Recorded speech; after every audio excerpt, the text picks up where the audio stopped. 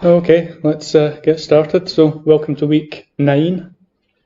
And in fact, is 9 the number of people that have turned up? 1, 2, 3, 4, 5, 6, 7, 8? Yes, it is. A miraculous coincidence. That's the lowest attendance yet. I'm trying not to take it personally. I just accept that it's winter and we all get tired, myself included. Okay.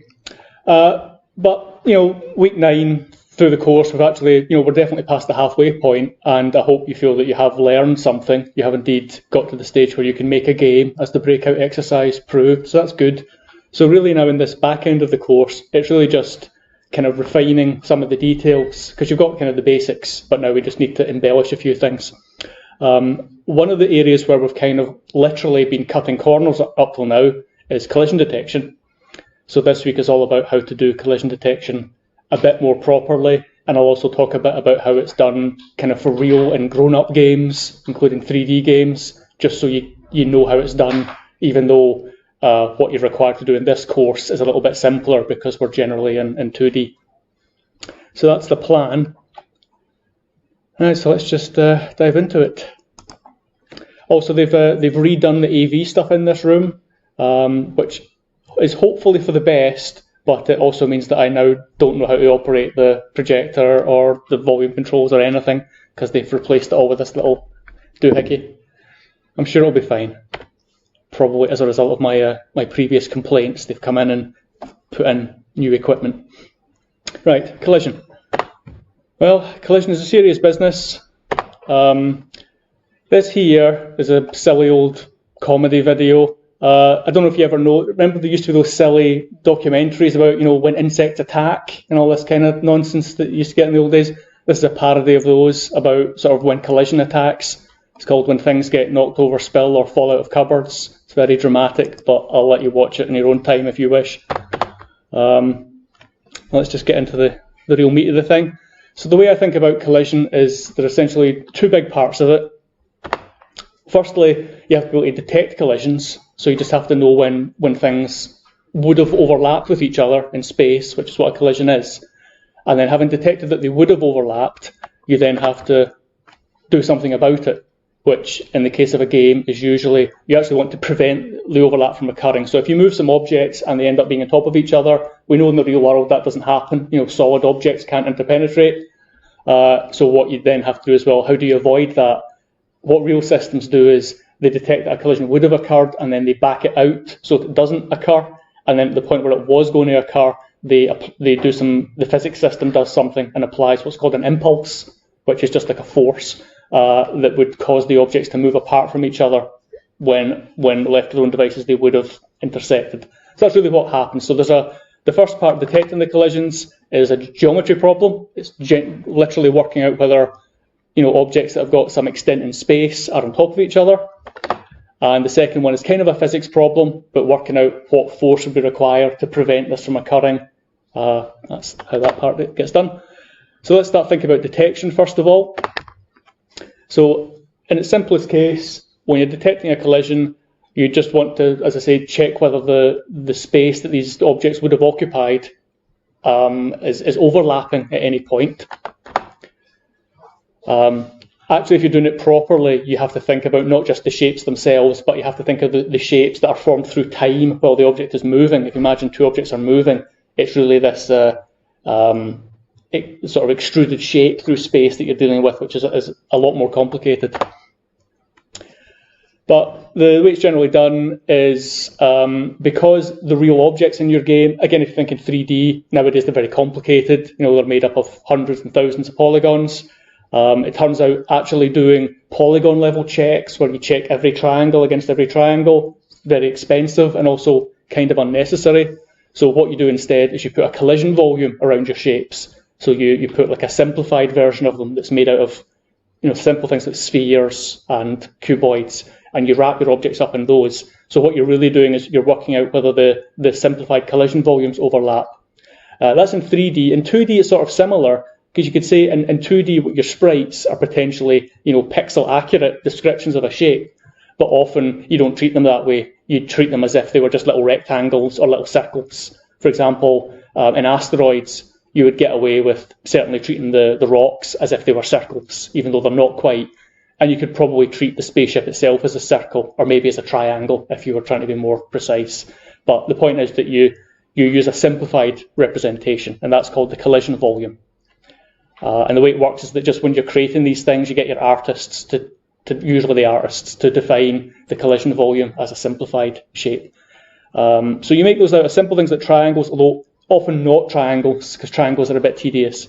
More often things like circles or spheres in 3D, rectangles, which are cuboids in 3D, and then you find yourself doing what I would think of as kind of almost high school or early university geometry, where you're just taking these standard simple shapes, just working out whether they intersect. So that would be how you detect the collision. Handling the collision, as I said, that's a physics problem, and what real systems do is they have to calculate impulse forces, sometimes based on quite complex ideas, like things like a coefficient of restitution that determines how fast the objects will be moving once they repel from each other, based on depending on whether they're made of kind of squishy material or very springy material.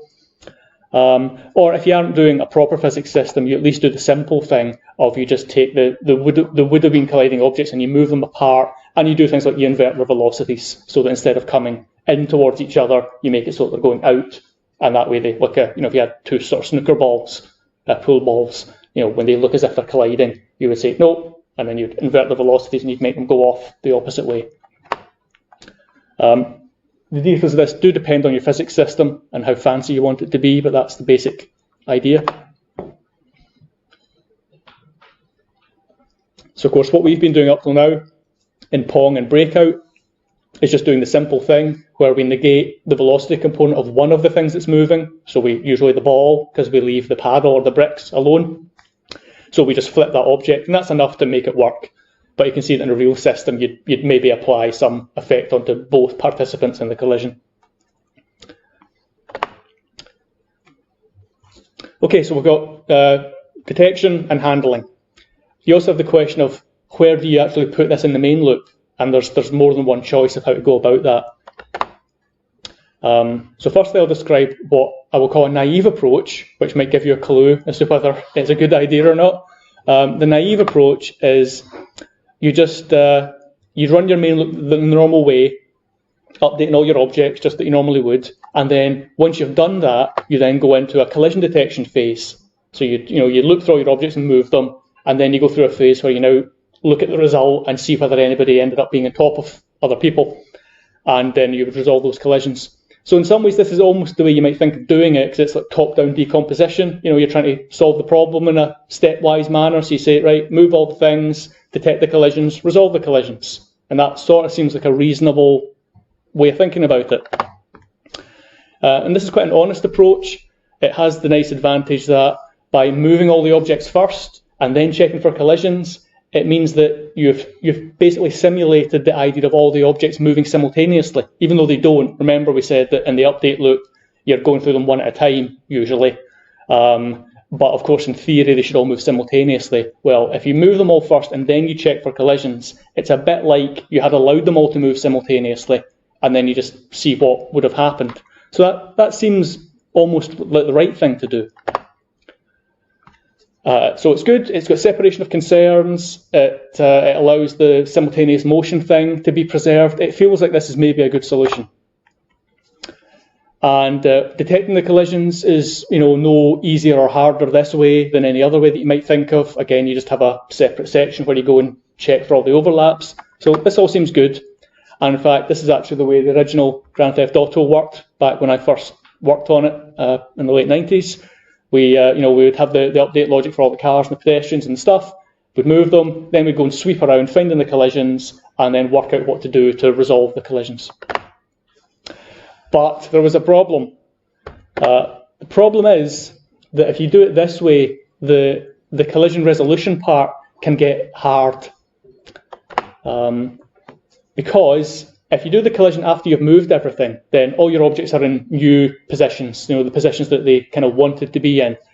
When you try to resolve the collisions, you can now get into problems knowing exactly what to undo. It's easy if there's only like two things overlapping, because you can just work out how to sort of move them apart from each other in some safe way, usually.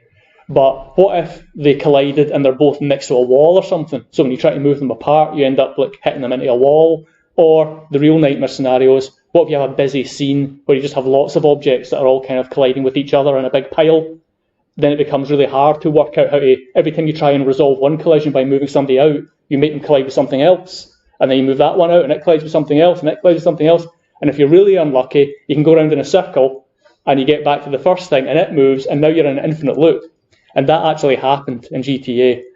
Because GTA was one of the first sort of open world games where you could have a lot of flexibility as to what the players did. This was unusual, remember. Most games before that were very linear. So it was nice and simple. There was you and there were a couple of bad guys, and if you hit them, you killed them, and you didn't have to worry so much. But with GTA, you could kind of do anything you wanted, and our playtesters were very good at taking advantage of this. So they would do things like they would go and round up all the cars in the whole level and bring them all together into one place and basically park them on top of each other or park them in a big circle. And then they would go in and move one of them, and that would cause like a cascading collision that would go all the way around and back into the tail. And they kept getting better and better at finding these horrible nightmare scenarios of like wedging things up against walls and then driving somebody into them, and and watching how difficult it was to get all that mess to be undone. And it caused huge problems during development. Like the guys, I was actually only peripherally on GTA. I kind of helped them out, but I was working on something else. The main guys, they had to spend a lot of time dealing with all these horrible pathological collision cases, which are things that, they don't happen that often normally, but you can make them happen. And when you make them happen, they're terrible. So there's lots of like special case hackery to try and fix all this stuff. And it became a real nightmare, frankly. So when you're doing collision response, what you're trying to do is you never want the interpenetrated state to be seen, because we know that in reality it doesn't happen. Objects don't actually go on top of each other, because things should be separated in space. And obviously, ultimately, the way you do this is you move them apart to avoid the collision. But the problem is, where are they going to go? And in the general case, if you've got total freedom where every object in the world has already moved, and where you've got an open world environment where anything can be anywhere, the general problem of saying, I've got this object that's been made to collide with someone, where do I put it to get out of the jam?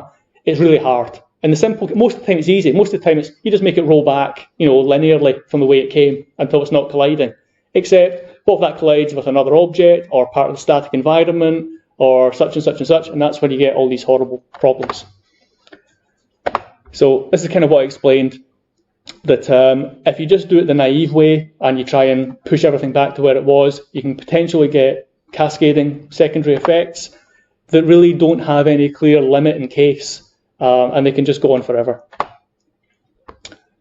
So I mentioned, if you put objects in a circle, you make it hit the other object. But if you set things up so they're squeezed against the static environment, so you make them move into a wall, obviously the wall can't move out of the way. So you end up backing the thing into a wall, and then you have to back out another way, and it might hit another wall if put it in like a tight corner. It just becomes horrible. So what you really want to do, the safe thing is, if a collision is detected, just move the object back to where it was on the previous frame. Because in the previous frame, you somehow found a safe place for it to be, right? So you kind of say, well, in the event of a collision, go back to where you were on the last frame, because that was a safe spot, usually. But the problem is, you can't guarantee that safe spot is still unoccupied, because everything in the game was allowed to move at once. So the place where you used to be might have someone else in it now. That's really the central problem. So the interesting thing to point out is that this is a fairly rare thing where you end up being unable to go back to your previous position. But the point is, it can happen. And unfortunately, even things that are rare can occur often enough that they are game-breaking bugs. I mean, if you want to think about it in a simple way, imagine if it only happened like one time out of 100. Well, but you're doing 60 frames a second, right? So every 2 seconds, you've had 120, iterations of your game, and it's like, so that 1% rare thing happens every couple of seconds. The reality is a little bit different, but the point is that scenarios that seem like they're rare pathological cases, they often happen often enough that you need to have a solution for them. So GTA was kind of in a bad way when this was discovered. It was like, we can't release this game. So that was horrible. That's sort of what I've described, right? So you have these infinite collision response loops. Nightmare. So the underlying problem, as I say, was that there was no safe place to go, and any algorithm that you tried to write to find the safe place would always have a special case that didn't work. You'd write one that tried to move things to the side, and then it would move them back, and then it would, do whatever it needed to do. But there would always be some scenario where you could just put something in the place, wherever the algorithm basically decided it wanted to go as its final fallback position. You just create a scenario where you put something there, you just put an obstacle there, and remember in an open world game you can do that, or the playtesters can do that. So no matter what code you wrote, they could always just pathologically put something in the way, and then you'd have to say, right, I'll go back to them and say, well, I'll put something there. So it was like kind of playing chess against them. They would just block you. Every time you had an algorithm to try and escape, they would just say, well, I'll just put something there then. And it's like, you bastards. But that's their job, and our job is to try and respond to that. So it turns out there's a simple solution to this. If I remember the history correctly, I did suggest this to them, although it's so long ago now, I'm not quite sure. But because I was conscious of this problem, and I could see that it was causing them a lot of difficulty. Basically, you give up on the idea of simultaneous motion, because that's what allows all this to go wrong. What you do is this idea that the safest place to go is your own previous position. That seemed like a strong idea. It's like, yeah, I can always go back to where I was as long as no one else has taken my place. And the way to make sure that no one else has taken your place is to not let anyone else move. So basically, you just give up on the idea of simultaneous action, and you say, I'm going to move them all one at a time. That way, you try and move them, and if there's a collision, you respond to it, and you do what you need to do, and if all else fails, you just put him back where he was, which you know is a safe space because nobody else moved, because you just moved them one at a time. And that's the solution. So it allows you to guarantee that there's always a safe place to fall back to. So that means your main loop is different now. Your main loop isn't move everything, check for collisions, resolve collisions. Your main loop is just iterate through every object, moving it and doing its collision checks and doing the collision response and making sure that everything ends up in the right space one at a time. Which is wrong, right? This is not how the real world works, as far as we know. I don't think things in the real world are moving one at a time, but it's what we have to do. So this now means that, again, the behaviour of the simulation will depend on the order in which things are updated. Now, it does already, as we mentioned. If you have like a racing game and you're updating all the cars, theoretically, whichever car you imagine the cars are all, at the same position and they're all about to cross the finishing line. Whichever one you update first is going to win purely by having been first in the list, which is not great. But in practice, we do this because the implied advantage here is very small. We are only talking about a 60th of a second worth of advantage. It's not a huge amount. So we do that for the updates. We also do it for collisions. So when two objects collide, there's actually a kind of asymmetry that, the A hitting B might behave a little bit differently than B hitting A. Now, you do what you can to make it as fair as you can, because it's going to look bad if there are obvious asymmetries, but actually that's what's really happening. So in theory, you have two objects approaching at the same speed. What should happen is they should collide here and bounce away like that, totally symmetrically. In practice, what happens is you move them one at a time. So you move this guy a bit, this guy a bit, this guy a bit, this guy a bit. So one of them kind of gets beyond the midline. So he responds to the collision first, and he goes back over here, and then you push this one out of the way, and then he moves there. So actually the collision is slightly asymmetrical, but again by a small amount. So usually it's not obvious.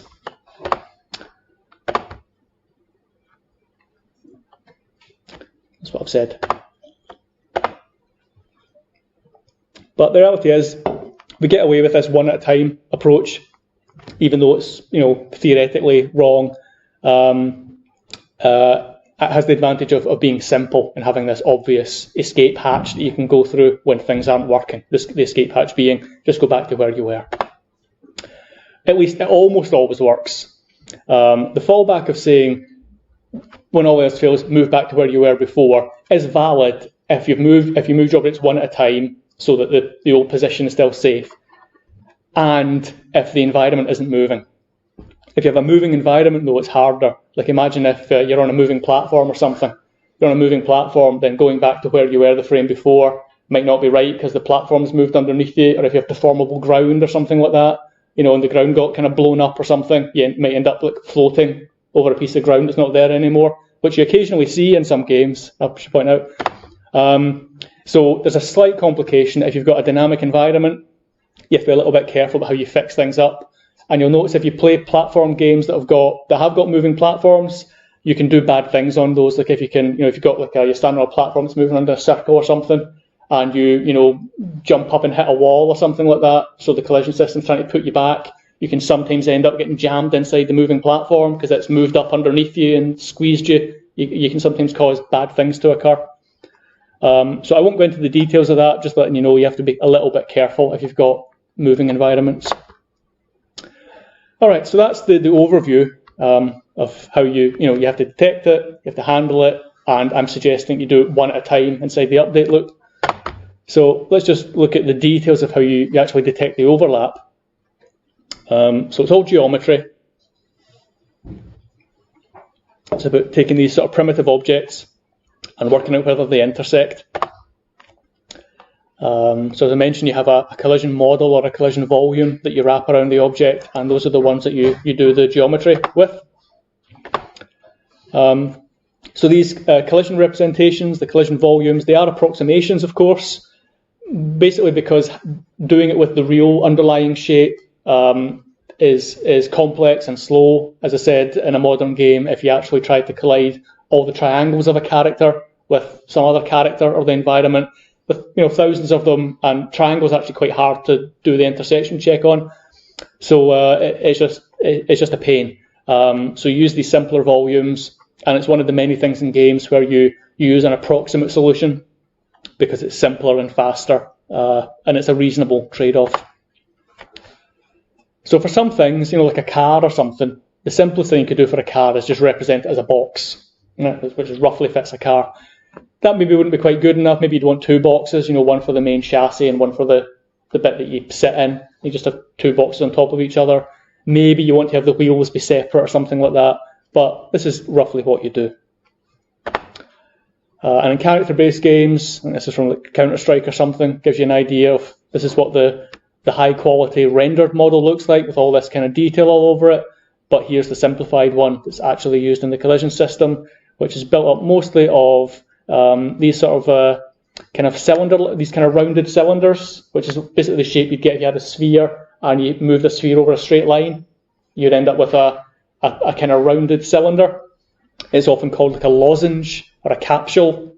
I used to call it a sausage, but the standard engines tend to call it a capsule nowadays. So you got these capsules, and maybe, I don't know if that's just the intersection. I think it's just the intersection of two capsules. But you also would have maybe actual spheres as well in some places, like in parts of the body here, look as if they're kind of maybe squashed spheres, ellipsoids or something.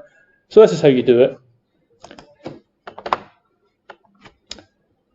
There can be a slight problem though. You can see here it's like, there are quite a few parts to this. There's maybe like a dozen or so components to it. And you don't really want to be having to compute potential collisions between dozens of those collision models, each of those having to be checked against every other object in the environment. That would be slow again. So there's a thing you can do to try and reduce the amount of work you do, and that's where outside the entity you have one enclosing object that covers the whole thing and is nice and simple. Usually it's just a big sphere, so a big sphere outside the whole object, and you use that for early rejection. So the idea is that if you're moving an object, we said we're not going to compute the collisions for every triangle because that'd be too slow. We're going to use a dozen collision volumes instead. But instead of checking a dozen collision volumes against lots of things, you start by checking the bounding volume, which is one big sphere, and you say, does this sphere collide with this other object? And if it doesn't, you don't need to bother doing any of the internal checks at all, because obviously if the outer one doesn't collide, then none of the inner ones can. So what happens is that the outer sphere is only going to end up colliding with two or three other objects or something, right? And then only those objects you then decompose and use the inner volumes. You use the 12 inner volumes to check in more detail against those guys. Just stops you having to check everything against everything. So those are bounding boxes or bounding spheres. A sphere is often used because a sphere is really easy, but sometimes the sphere is like too inefficient. If you've got a figure that's very long and thin, the sphere is a bad approximation. So in that case, you might just put a box around it instead. have just a bounding rectangle or cuboid. So here's a little example of some kind of little engine that someone's got where they're doing that. So you can see that this the kind of house shape here that's got in the blue and the green. That's the main object. And around side it we've got this the wireframe, which is the bounding volume. So the idea is that if you had any other object like a character or something, and you wanted to check if the character collided with this thing, you only need to check whether it collides with the sphere. And if it doesn't collide with the sphere, then you don't need to do anything else. If it does collide with the sphere, you then have to do the more detailed check with the internal parts. But the point is that often you don't. So the additional outer check ends up saving you work most of the time, because most of the time that allows you to short circuit the whole thing.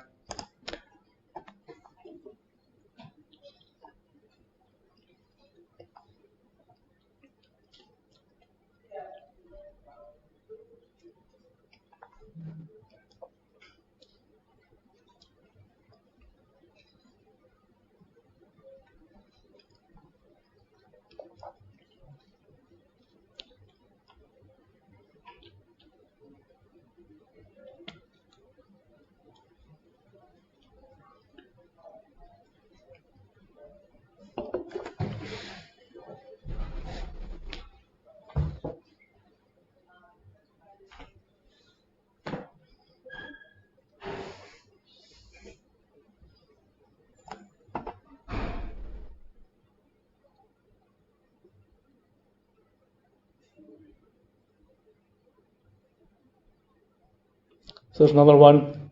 So you see all the different coloured sections are the internal parts, and the wireframe is the outer bounding sphere. And we go inside the bounding sphere, only then do you have to actually check against these internal guys, who are just a bunch of cuboids and stuff. So I think you get the idea that this just, most of the time, you can save a lot of work by using the early rejection check. It's actually very common in games and computer science generally, trying to avoid doing a lot of calculations by doing an early reject check. It's a very common optimization. Alright, so that was 3D. Let's talk about 2D, which is closer to what we are actually doing. So the 2D equivalent of all this is rectangles and circles. Now occasionally some 2D games do actually do pixel perfect collision. They actually work out the pixels of the sprite, whether they overlap. That's occasionally done, but generally it's not. Generally what happens is you've got pixel accurate sprites, but you approximate them as I say, rectangles and circles usually for the purposes of collision. So let's look at circles. Circles are fairly easy. If you want to work out the collision between two circles, in fact, how many of you think you already know how to do that, how to detect whether two circles collide? Okay, a couple of you, maybe most of you. Okay, well, good. I'm glad, but I'll tell you anyway, just in case. So circle, that's one of the reasons that we use circles for collision checks. Is because it's easy to do it. They're probably the easiest thing you can do. Which is lazy, but it's the kind of good lazy. You know, sometimes lazy is the right solution. So the way you work out where the two circles collide is you just work out the distance between the centre points of the two circles. And if that distance is less than the sum of the radii, then it means the two circles must be overlapping. So in code, the way that would look is you say, okay, I've got circle 1 and circle 2, work out the distance between their centres. Just imagine this in your mind's eye, you've got two circles. Distance between the centres, that thing there, and there's some implied limit as to how close the circles can get, at which point they would touch, and that limit is the sum of the radius of the first one and the radius of the second one. So you just say sum of the radii is the implied limit of the distance, and if ever the distance between the centres is less than this limit value, it's a collision, otherwise it's not a collision. So it's fairly quick and simple to figure this out. Okay, now, slight subtlety. Working out the distance between 2 points, which you do up here, it's fairly easy. It's Pythagoras, right? Take the difference in the x's, square it. Take the difference in the y's, square it. Add them together, square root it to get the hypotenuse of your triangle. But it does involve taking a square root at the end. And historically, square roots were a slow operation, which you generally try and avoid it if you can. Now, they're not always slow. Turns out modern chips have got floating point units that can do square root quite quickly. But generally speaking, there's a tendency in computer games and graphics to try and avoid squaring where you can, just because. And the standard workaround, which again goes way back to the first homework, the JavaScript thing, you can often avoid square roots by basically squaring both sides. And we use that trick in the prime number check. So you basically can take the same idea here, but say, if I don't want to have the square root, let me just work out not the distance between two things, but let me work out the square of the distance between two things. And I then just compare that to the square of this limit value. So that's what's often done. So if you just square it up, you get this instead. And this is something where when I do this, I'm always very careful with the naming, because it's very different now. You know, we're saying not the distance between, but the distance squared. So I always put SQ on the end of a name if I'm using squared units, just to remind myself, because you don't want to mix and match squared units and non-squared units. So you just include it in the name. So distance squared would be this thing, which is just Pythagoras without the square root. And then you compare it to the square of the sum of the radii. So we're trading off a square root for a square, but usually that works. Usually a multiply is cheaper than a square root. And sometimes you can pre-compute the square, you know, if you can do this ahead of time. So you work those out, and now you compare those two squared values. Same idea, but without the square root.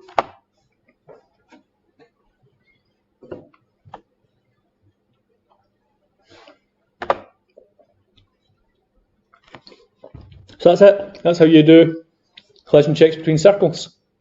So about rectangles, which is the next more, because so you would use circles all the time if you could, but there are some things where circles are obviously not quite good enough. You know, there are lots of things in games that are quite boxy and angular, and a circle is never going to be a good fit.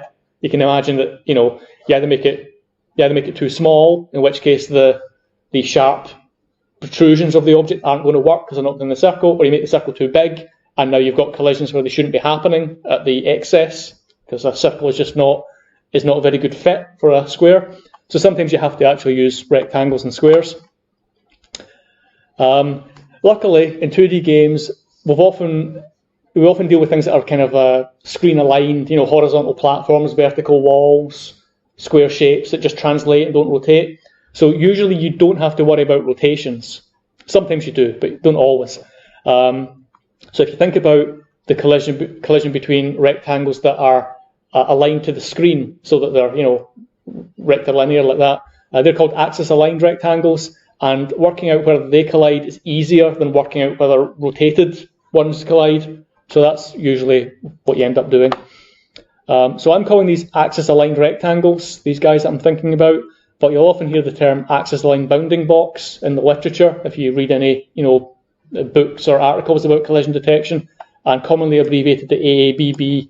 So just so you know, if you see it, that means axis-aligned bounding box. How many of you already knew what an AABB was? No? Oh, good. I'm glad. I'm not sure how much of this you'll have picked up ambiently. I'm not quite sure how much to tell you. Okay, so now you know that's an axis-aligned bounding box. You sometimes get those in the same terms used in 3D as well. Right, so let's look at some code for working out whether two rectangles collide. So before I show it to you, I wonder if you try and just imagine in your head, because remember we thought about the circles, you can kind of imagine two circles and you can say that, yeah, once the centres get closer than the radii, that's a collision. What is the equivalent for two rectangles? Imagine you get, two rectangles in space. Side overlap? Yep. Knowing the direction. Yeah, so you got two rectangles in space, and you can kind of see that sometimes they're obviously separate, but when they start to overlap, what's happening? Well, what's happening is that things like the top edge of this one is higher than the bottom edge of the other one, right? And the right edge of this one is further along than the left edge of this one. It's kind of like, it's when the edges look as if they're kind of mismatched, that's when the collision occurs.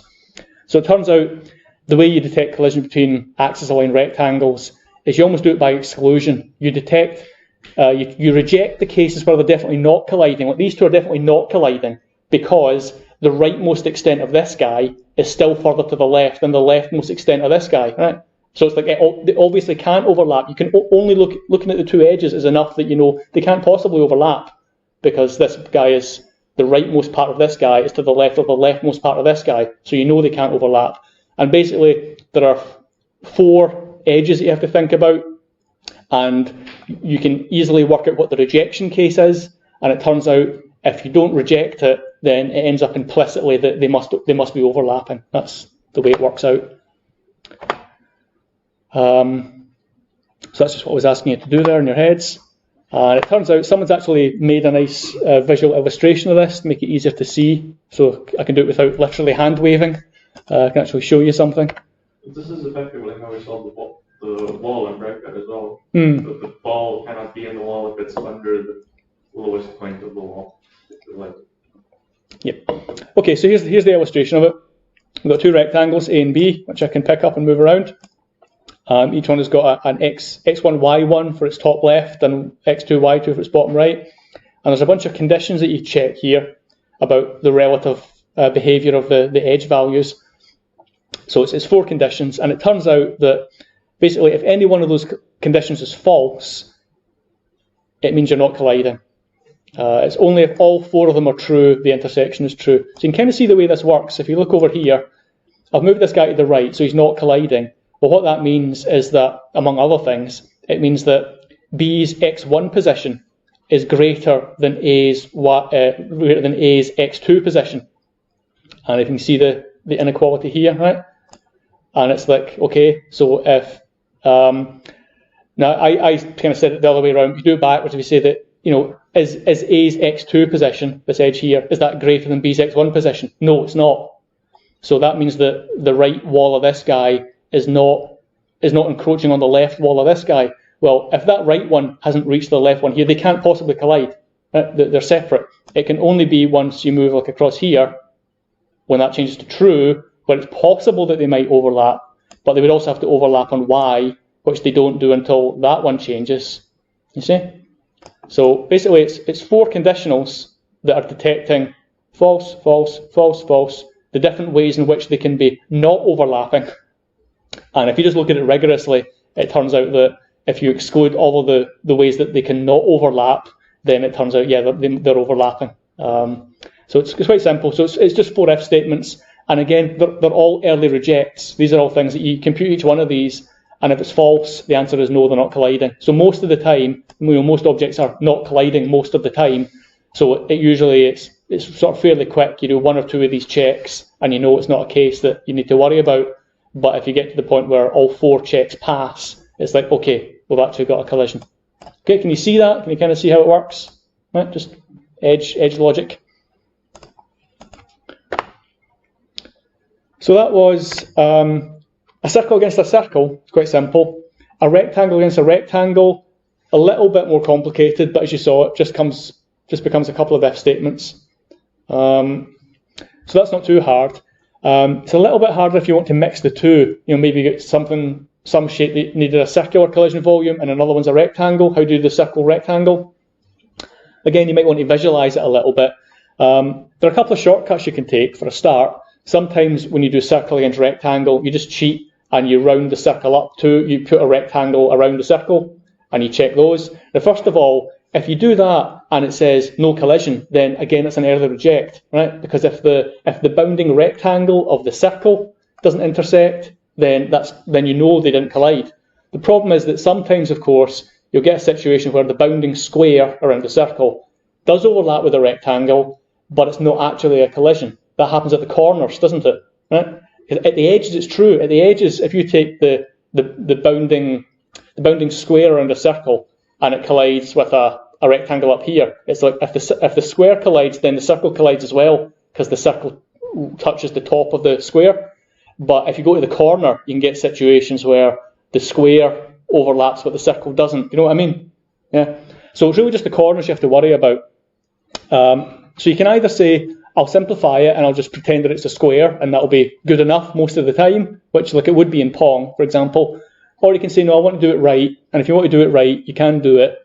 I will show you, there's some actual links here that show you how to do it with a bit more accuracy. So what you end up having is, if you imagine taking a circle and pushing it right up to the edge of a rectangle and kind of walking it around the rectangle so that it's just touching, but not quite, the edge of collision, what will happen is the centre of the circle will describe a path like this, basically a rounded rectangle. You can kind of imagine that, the centre of the circle is here, then the radius of the circle would be here, and it would be just touching and no more, right? So the way you work out whether the circle hits the rectangle is you work out whether the centre of the circle is inside this kind of rounded rectangle shape. So that's what you do. And that's mostly easy because that's like, you can just put the squared off version of this, which is usually going to get you the early reject answer. And then only if it's in the corners do you have to worry about doing a more accurate check. So you basically just say, you take the rectangle and you make it fatter by the radius of your circle. And then you do basically a point check. You do a point against the fat rectangle. And if that's rejected, then it's not a collision. But if that does intersect, then you have to think about the corner cases, which are these slightly annoying ones down here. As you can see here, there are cases where, it's kind of ambiguous. Like the center might be inside the fat rectangle, but it's not quite enough to cause the collision. So you have to kind of identify those as special cases. And there's some logic here for doing it. I'm not going to explain it in full detail. I think you just need to know the spirit of it.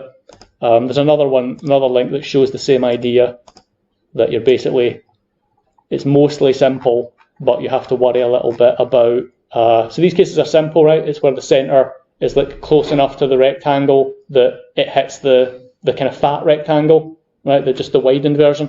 And then you have a couple of literally corner cases that you have to worry about, where you maybe have to do a distance check between the center and the corner point to work out if it was really close enough. So that's basically how it's done if you have to do it. And yeah, we've kind of been doing this from Pong. In Pong, we kind of really cheated, where we would treat the ball as a point, and we just treated the brick as a rectangle. So we did point rectangle.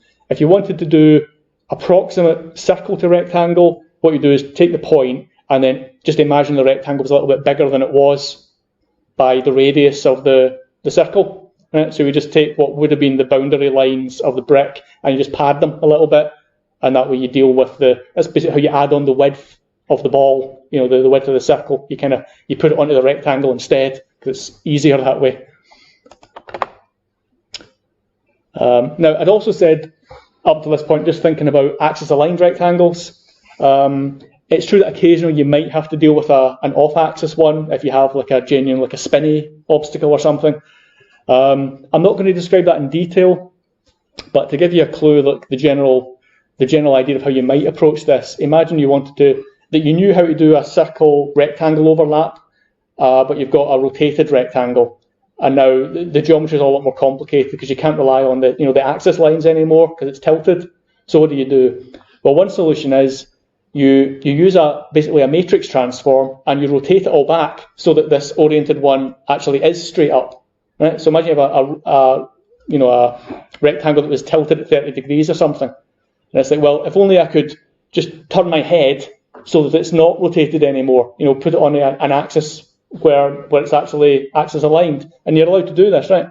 So basically, if you do the 30-degree transformation of your coordinate system, you end up rotating the circle down. You sort of imagine the whole thing just symmetrically. You rotate it back, and you turn it into an axis aligned problem, and now you just solve the axis aligned one.